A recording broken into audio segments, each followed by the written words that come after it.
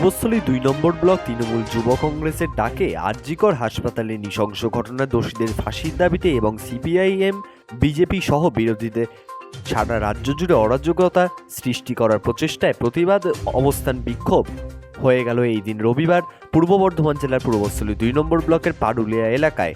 অবস্থান বিক্ষোভে উপস্থিত ছিলেন পূর্বস্থলী উত্তরের বিধায়ক তপন চট্টোপাধ্যায়, পূর্বস্থলী ২ নম্বর ব্লকের ব্লক সভাপতি বদরুল আলম মণ্ডল সহ তৃণমূল কংগ্রেসের কর্মীবৃন্দরা। যুগান্তর সংবাদ।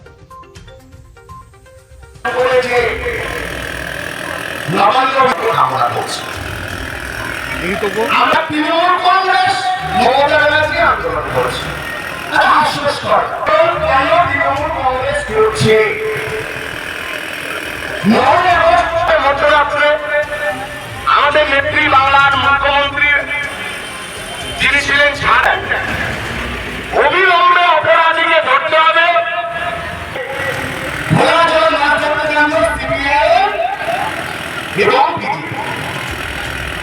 আমি মানুষদের কাছে প্রশ্ন রাখছি, যারা আমাদের মাইকের আওয়াজ শুনতে পাচ্ছে, আচ্ছা সত্যি কি বিজেপি বা সিপিএম দুটো অপরাধী শাস্তির লাভ চাইছে, নাকি এই ঘটনাটা যতদিন জিয়ে রাখতে আপনারা সুস্থভাবে রাজনীতিটা করে ক্ষমতা দখলের দিকে ক্রমশ এগিয়ে যাবেন?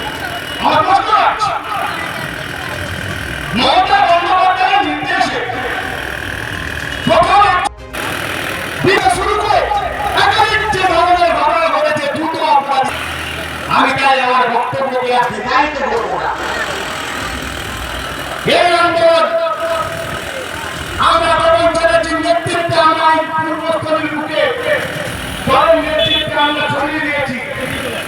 আমাদের বক্তব্য একটা পরিষ্কার, যারা একটা মেয়ের দুর্ঘটনা একটা মৃত্যুকে নিয়ে রাজনীতি করছেন, আমরা তার বিরুদ্ধে পরিষ্কার